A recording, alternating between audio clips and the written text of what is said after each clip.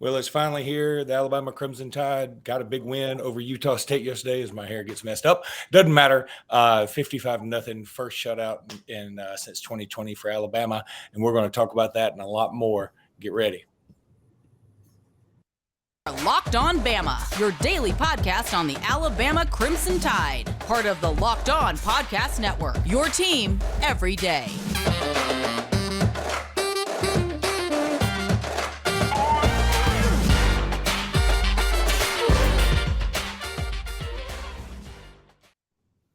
Hey, everybody, and welcome back into Locked On Bama. Luke Robinson, that's me. Jimmy Stein, that's him. Jimmy, how are you today? Very bright, it seems. Yeah, I think I parked in a little different spot than normal. Well, we probably don't normally do it this time of day, so maybe that explains it. And I'm literally just off the road to Tuscaloosa. When I say I'm just off the road back home from Tuscaloosa. All right, well, forgive us, guys.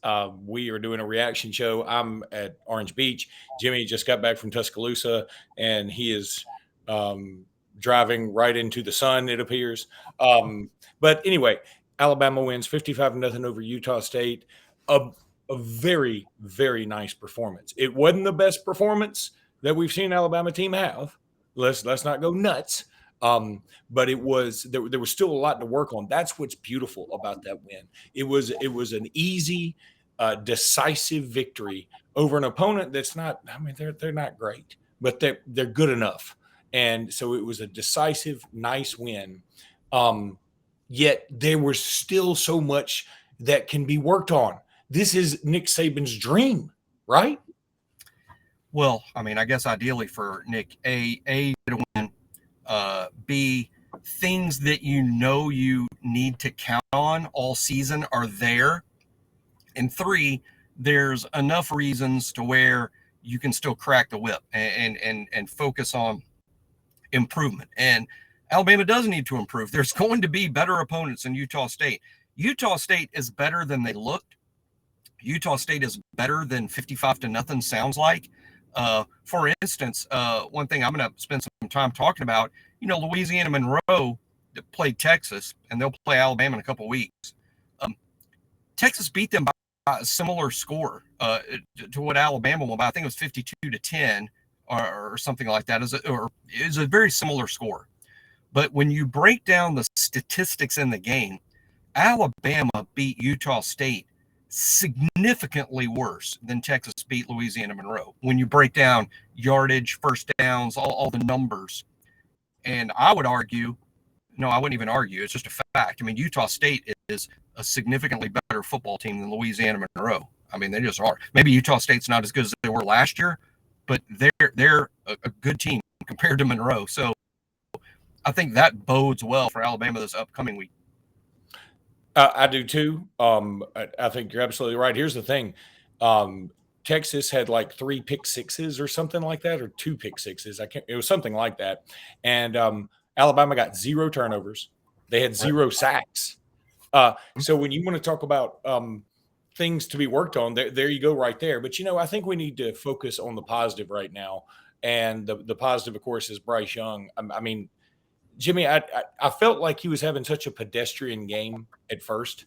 And then it was 10 minutes to go in the second quarter, and he already had, 100 some odd yards, 3 or 4 touchdowns, close to 100 yards rushing. And I was like, this is how spoiled I am, thinking that he is having a pedestrian game. I guess what I remember most is he missed a few dudes. He missed some dudes that were pretty open. He was not his normal accurate self. But even when Bryce Young has an off game, it's better than most everybody else's best game. And, his off game is 6 total touchdowns, 100 yards rushing, and 195 yards passing. That's amazing. So really excited about what he brought to the table. Jermaine Burton, I thought looked very good. This is another guy we've been wondering how's the chemistry going to be. There was a few timing issues, but overall, I thought he looked fantastic. Same thing with Trayshawn Holden. We wondered if his last scrimmage performance would carry over to the game. I think it did. He showed some real toughness. Alabama trusted him on a 3rd and 10 from about the 20-yard line, and they threw it to him ahead of the sticks. and he was able to break a tackle. It was one-on-one. Alabama said, "We're going to give you a shot. It's one-on-one. Go make a play." And he made a play, and he ended up scoring a touchdown. So there were a lot of positive things like that. Then, of course, Kobe Prentice, man, this guy, he had a couple of moves. He had a Jerry Jeudy-esque sort of fake jab step move that was fantastic on one of the runs. I hated it that he wasn't able to get into the end zone. And, of course, Jason McClellan catching 2 touchdown passes from 2 different quarterbacks. So 3 dudes catch 2 touchdowns each. That's kind of awesome. It is kind of awesome. I loved how we spread it around. I loved how it wasn't just 1 or 2 receivers. To be honest, one thing I was wrong about, I believed early in the season, particularly in game 1, there would be an over-reliance on Jermaine Burton. I thought they're just going to ride that horse. This is the guy they trust, the veteran. He seems to have a good rapport with Bryce. I thought they would just really go to Jermaine Burton. But actually, no, I underestimated Bryce, which is nuts that I would do that. But Bryce spread it around, a few to Burton, a few to Holden, a few to Prentice. Then younger guys got in. I was stunned that even in the first half, we saw guys like Kendrick Law, Isaiah Bond. I would assumed that would be a garbage time only, particularly early on. But just shows that Coach Saban wants to see these guys under fire and make a determination how much they can help us going forward. I've seen Bryce play better in terms of I've seen him have better nights throwing the football than that in terms of accuracy and timing on his throws. I thought they were a little off for Bryce, but what I saw that was improved is a lot of things to be excited about. I talked about all summer. Bryce runs a 4.5 40, and we need to see more of that because it's a weapon, and he finally deployed it. I felt like. And he did it smartly. I didn't see him myself. I'll have to watch the tape. I was there live. I'll have to watch a tape. But I didn't see Bryce take unnecessary shots because he was trying to make something happen with his legs. I mean, obviously, when you're running around, you're going to get hit. But I thought he did it smartly.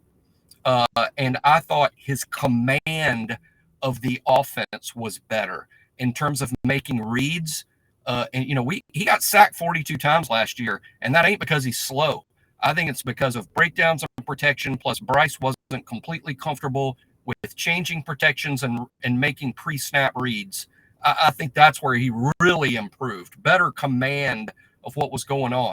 And I know we're going to get into this. There's been a lot of nitpicking on the on-3 board about the offensive line. I feel it was, quote, the weakest unit of every unit Alabama put on the team. We saw that coming all off season. Who's surprised? Yeah. But there's been overkill on, look, 55 points, 600 yards. You only punt twice in the game, 1 sack, 250 yards rushing, and we got to fix this blocking. I mean, it's going to have to improve because you're going to play better teams than that. But that was a heck of a building block, I felt, for the offensive line, particularly with Emil Ekiyor out for so much of the game. No, I totally agree, Jimmy. Now, I want to talk about Bryce Young and the running here in just a second because I had a thought when I saw him run a few times, and I want to run this by you, no pun intended. I want to tell everybody now about Built Bar. If you haven't tried Built Bar Puffs yet, you're depriving yourself of one of life's greatest joys. And guess what? There's a new flavor. Are you ready for this? Delicious, indulgent cookie dough covered in chocolate. That's right. Built has done it again. Let me introduce you to your new favorite cookie dough chunk puffs. Have a light and chewy texture, real cookie dough chunks. And of course, they are covered in 100% real chocolate. What's great about Built is all of their bars are made with collagen protein, which your body absorbs more efficiently and provides tons of health benefits. Eat something that tastes good and is good for you.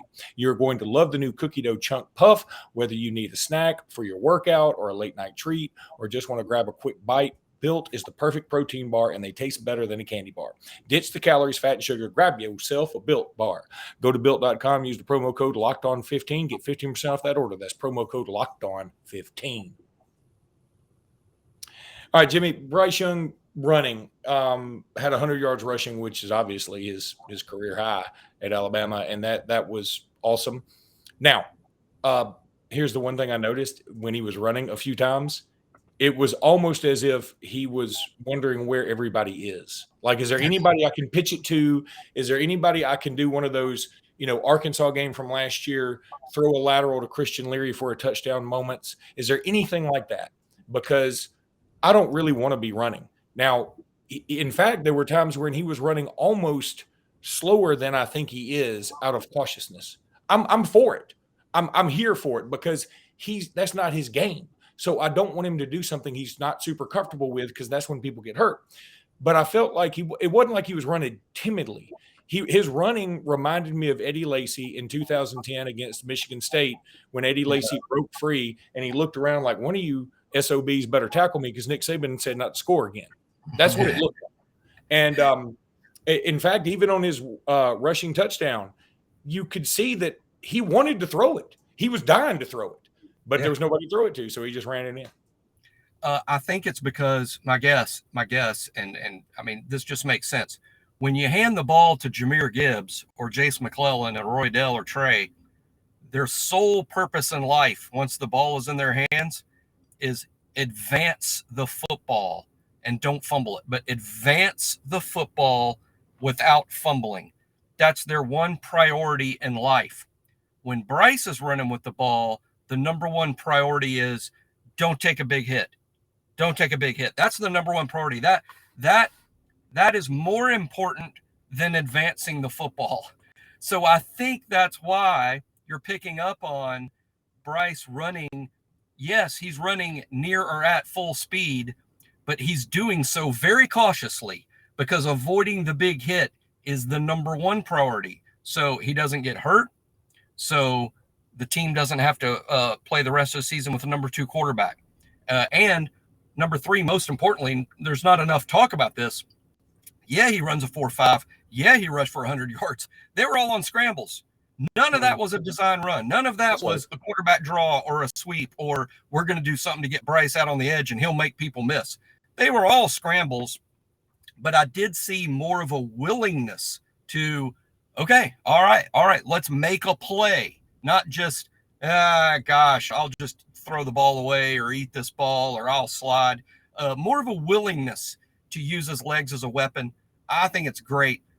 Even better than that, though, like I said, I get the feeling watching the game live, Bryce was more comfortable in pre-snap reads, and that's why, despite the protection not being awesome, it was awesome on some snaps. Some snaps, the protection was just fantastic. There were some replays of plays that I saw where the protection was just sick. It was so good. But other plays, it wasn't there. But because Bryce had made such a good pre-snap read, he could do things to avoid the sack. And I think just 1 sack, tremendous improvement last year. He averaged, about 3 sacks a game. Last night, only 1. And again, I think it was a Heisman type performance for Bryce Young for sure. Yeah, I thought it was too. Even though the statistically yardage wise, it's certainly not. I mean, the sort of double 100 yards passing, 100 yards rushing thing is great for sure. 5 touchdowns is good. That number's going to do that every week, and you're going to have a big number at the end. Well, 6 total touchdowns really, but I mean, yeah, you're right. 5 touchdowns passing, and he could have had more. I honestly, Jimmy, I was watching the game with some folks, and they were saying like, man, get Bryce out of there. And I was like, I want to see 2 more drives. And about that time they put Jalen Milroe in, and I was like, I get it. I totally get it. But I want to see 2 more drives. I want him to build on his stats. I want to build that rapport because this is something I've been harping on. You know it. If you watch this podcast, you know it. I've been harping on the fact that they need to build chemistry between Bryce and these receivers. And it's getting there. But the timing was off on more than one occasion. And that's just the way it was. Now, here's the other thing. Bryce also had a Patrick Mahomes meets Aaron Rodgers, and they have a love child moment where he eluded pressure and then he was able to throw it across his body and hit a man in stride and pick up a first down. And there's so few quarterbacks on planet Earth who could make that pass.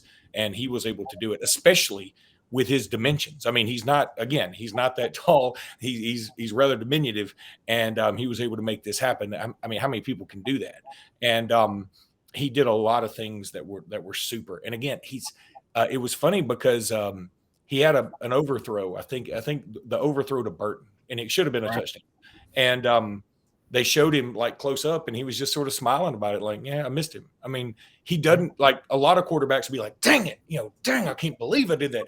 And then they'd start pressing.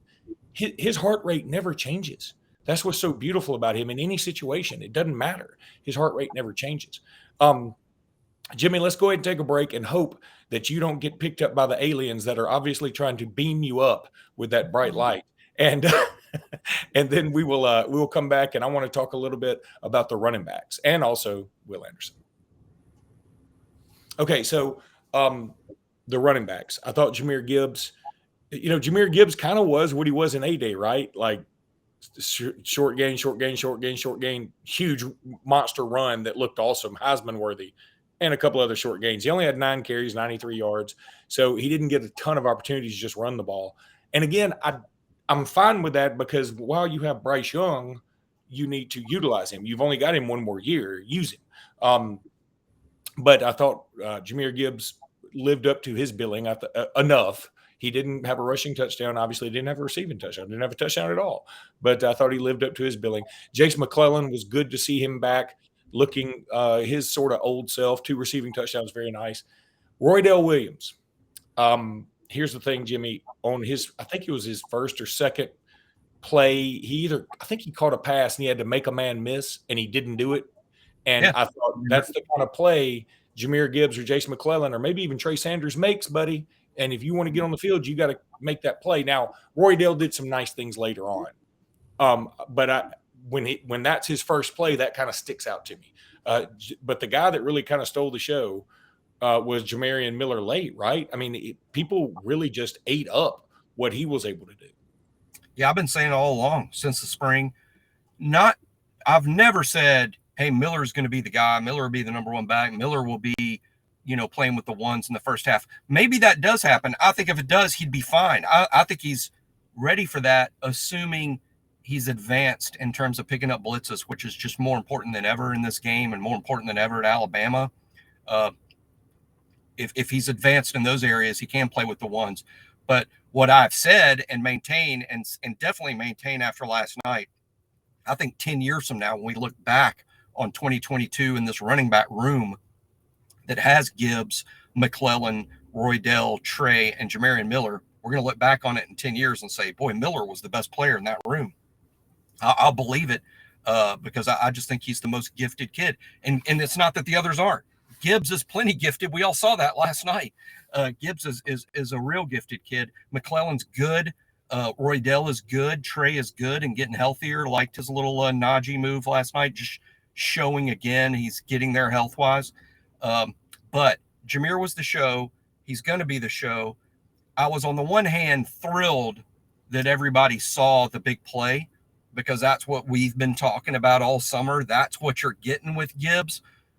I'm also happy that we were, again, proven correct in terms of, hey, what we saw in A-Day is sort of what it's going to be, right? There's going to be more negative plays. There's going to be more tackles at the line of scrimmage with him. He's not a tackle breaker. When as a defender gets his hands on him, he's going to go down.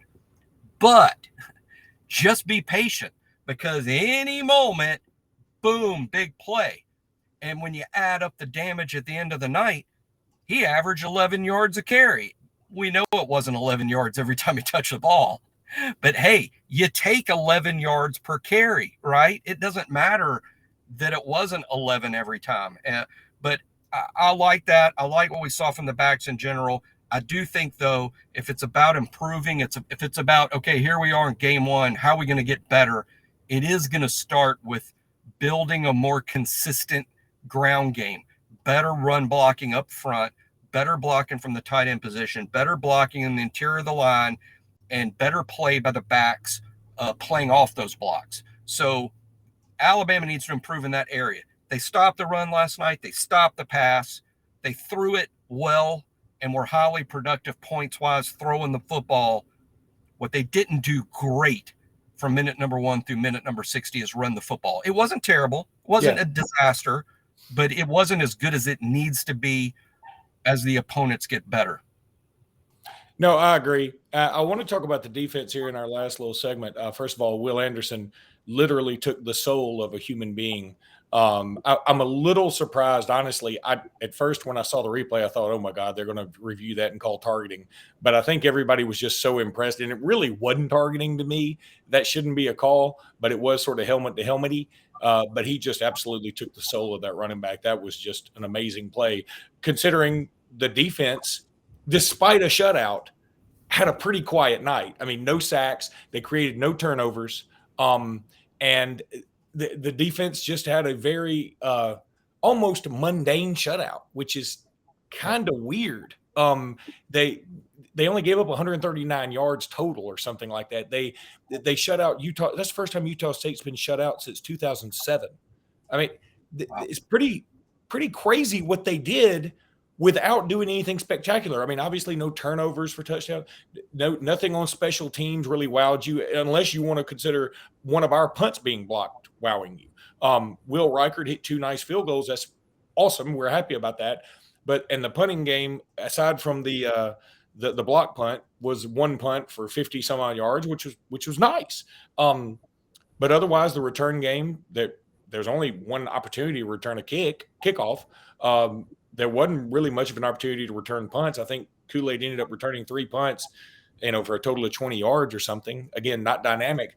And that's what sort of makes this game feel like Nick Saban's dream. Like there's still so much to work on, so much that we can get better at, right? Defense lacked big plays. It wasn't a big play night by the defense. It was no sacks. There were precious few tackles for loss, all things considered. No interceptions, no fumble recoveries. It wasn't a big play night. But here's what it was. It was a flurry of 3 and outs. It was a 3 and out fest. That's really all you can ever really ask of a defense, right? I mean, is, hey, go get the ball back. They went and got the ball back all night. They gave up nothing. The few times Utah State was able to budge the ball, they didn't go very far.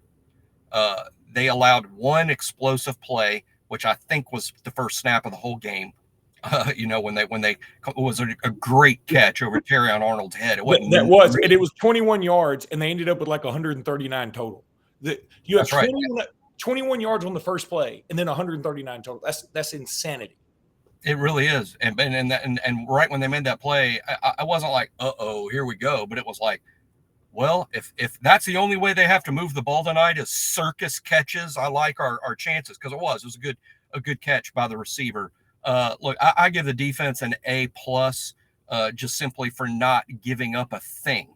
Very few yards, 0 points, and they maintained that even though in the fourth quarter they played a bunch of it with 2s and 3s on the field and still maintained the shutout, even after the special teams screw up gave Utah State the ball in plus territory. The punt block was the low point of the game. Again, that was a blocking thing. It wasn't a Burnup thing. It was not James Burnup's fault. They've just to figure out how there was a leak and plug it up. I think from just first glance live that a player blocked the wrong guy, I think. But again, I watched it one time live. So we'll see. But special teams were fine other than one disaster. But the offense, my concern, what's your concern leaving the game? Running the ball. Overall performance, I'm going to say an A. I want to say A+, but it was Utah State. So it wasn't a team as good as most of the teams we'll see in the SEC. So I say the overall performance was an A. Area to work on, run the football. MVP of the game. Why are we surprised that it's Bryce Young, the Heisman Trophy winner?